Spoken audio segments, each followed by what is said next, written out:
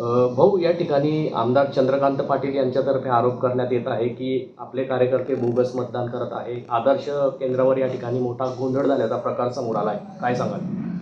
शहरामध्ये बोगस मतदानाचा प्रकार उघडकीस आला आता, आणि आमदारांनी त्याच्यावर प्रतिक्रिया केलेली आहे. खरं म्हणजे हे जे 2 बोगस मतदार पकडण्यात आलेले आहे, कट्टर शिवसैनिक आहे. सागर रवींद्र बढे यांचे वडील जे आहे रवींद्र बढे, ते सालबर्डी जे आमच्या जवळचं गाव आहे त्याचे शाखा प्रमुख आहे आत्ता या क्षणाला. आणि दुसरा जो अमर प्रमोद बढे आहे, हाही या ठिकाणी शिवसैनिक आहे. म्हणजे मग कुणाच्या माणसं बोगस मतदान करत आहे? तुमच्या शाखा प्रमुखाचा मुलगा त्या ठिकाणी मतदान करायला आलेला बोगस मतदानात पकडला गेलेला आहे. पोलिसांना मी स्वतः सांगितलं की या ठिकाणी कठोर कारवाई केली पाहिजे आणि यांच्यावर गुन्हे दाखल झाले पाहिजे.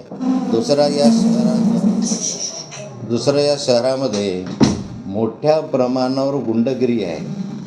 या ठिकाणी तुम्हाला मी आता व्हिज्युअल्स काही दाखवणार आहे. म्हणजे आमदार आणि त्याचे सहकारी इतकी दहशत पसरून राहिले शहरामध्ये. आमदारांचा एक व्हिडिओ माझ्याकडे आहे, तो तुम्हाला मी दाखवतो आणि तुम्हाला शेअर करतो लागल्यास. आमदार पुढे आहे आणि 100 मोटरसायकली त्याच्या मागे आहे, आणि त्या 100 मोटरसायकलवर 200 माणसं बसलेली आहे.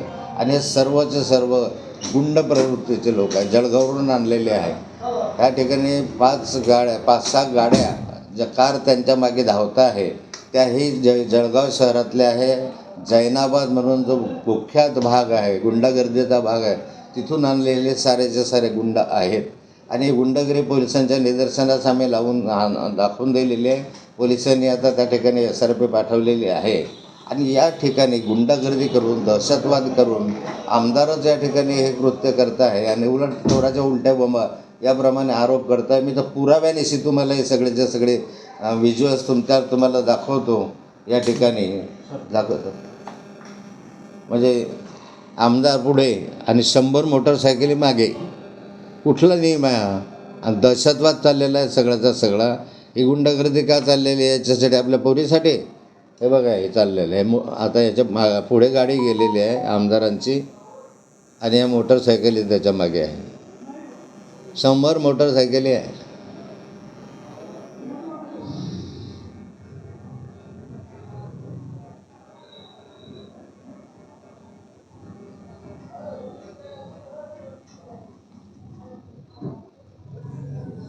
आणि दुसरं तुम्हाला दाखवतो, हे तर अजून आहेच मोटरसायकल येऊनच राहिलेले आहे. 100च्या वर मोटरसायकल, 200 माणसं गुंड आहेत सगळेचे सगळे. हे हिस्ट्री सीटर गुंड आहे, तडीपार गुंड आहे या ठिकाणी. आणि दुसरा एक व्हिज्युअल याच्यामध्ये दाखवतो तुम्हाला की त्या ठिकाणी आमदारांची गाडी समोर आहे, गाडी समोर आहे आणि त्याच्या गाडीमागे जे आहे ह्या अशा जैनाबादच्या गाड्या. यांचे नंबर पाहिले तर जैनाबाद म्हणजे त्या गुंडांचे नंबर आहे. मला माहिती आहे, मी सगळ्यांना जवळपास ओळखतो की जैनाबाद वगैरे सगळे गुंड माझ्या ओळखीचे आहे. हे गुंड आता या ठिकाणी आले आहे आणि मला भीती आहे की आता हे बूथ कॅप्चरिंग करू शकतील. आणि बूथ कॅप्चरिंगच्या याच्यापैकी त्यांनी या ठिकाणी हे सगळं केलेलं आहे. पोलिसांकडे या संदर्भात तक्रार केलेली आहे. पोलिसांनी या ठिकाणी 100 गाड्या त्याच्या मागे याची माहिती आहे. आणि या ठिकाणी आमदाराच्या मागे 5 गाड्या ज्या जैनाबादच्या गुंडांच्या आहेत, त्या शस्त्र आहेत आणि शस्त्रास्त्रासहित ते फिरत आहे. या छोट्याशा गावामध्ये असे प्रकार आम्ही कधी पाहिले नाही, पण हा जे अनुभवत आहे. आणि त्यामुळे विविध कॅप्चरची भीती आहे. निवडणूक आयोगाने आम्ही या संदर्भातली सूचना केलेली आहे. पोलिसांनी या संदर्भामध्ये तक्रार केलेली आहे. आत्ताच आहे. हे सगळे व्हिडिओ जे आहेत ते 1 तासाच्या आतले आहे आत्ताचे. आणि हे 3 आणि 4 वार्डामधला हा व्हिडिओ आहे. 100 लोकांचा गोंधळ जातानाचा. आणि हा जो मोटरचा व्हिडिओ आहे 9 आणि 7 आपल्या 16 आणि 17 या वार्डामधले हे व्हिडिओ आहेत. आणि या ठिकाणी काय करत आहेत एकंदरीत यंत्रणा, म्हणजे बूथ कॅप्चरिंग होण्याची भीती आहे, मारामारी आहे, शस्त्र घेऊन हे लोक फिरत आहे. इतकी गुंडगर्दी या शहरामध्ये चालू आहे.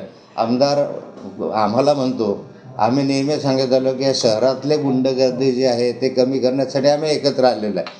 आम्हाला भाजप काही घेणं देणं नाही आहे, पण ही गुंडगर्दी केली पाहिजे. आता हे तर व्हिज्युअलच आहे. या ठिकाणी दिसतं आहे की आमदार पुढे चालला आहे, 100 गाड्या मागे चाललेल्या आहे. हे काय चाललं आहे याच्यामध्ये? पोलिसांनी जी कठोर दखल घ्यावी, SRP घ्यावी आणि जेवढा मोटरसायकली जेवढे या व्हिज्युअलमध्ये आहे त्यांच्या विरुद्ध कारवाई करावी.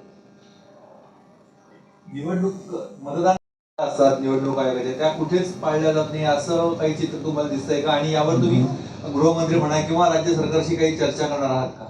नाही, या संदर्भामध्ये आचारसंहिता इथं जवळजवळ नाहीच. गुंडागर्दीच तुम्हाला दाखवली स्वतः. 100 गाड्या घेऊन आज कसे काय जाऊ शकतात? 5 गाड्या त्याच्यामध्ये शस्त्र घेऊन कसे काय जाऊ शकतात? आणि या ठिकाणी मी गृहमंत्री वगैरेकडे तक्रार नाही केली, पण निवडणूक आयोगाकडे तक्रार या संदर्भातलं केली. हो, आपण आता म्हटलं की इथले गुन्हेगारांना आपण ओळखतो, म्हणजे हे नेमकं काय काय आपल्याला सांगायचं आहे ते जरा थोडं स्पष्ट करा. नाही, गुन्हेगारांचे चेहरे माझ्या ओळखीचेच आहेत ना. हो हो. बऱ्याच ठिकाणी आता मी पालकमंत्री होतो, 40 वर्ष राजकारणामध्ये आहे. कोण गुन्हेगार आहे, कोण वाळूचे ठेकेदार आहे. जळगाव शहरातले सगळे वाळूवाले वगैरे घेऊन आलेले आहेत त्या ठिकाणी. सगळे वाळू माफिया दिसत आहेत त्याच्यामध्ये. आता या संदर्भामध्ये जी कार्यवाही करायची तर पोलिसांनी करायची. तुमच्यासमोर आता व्हिज्युअल आहे. निवडणूक आयोगाने याच्यात दखल घेऊन कार्यवाही करण्याची आवश्यकता आहे. ओके.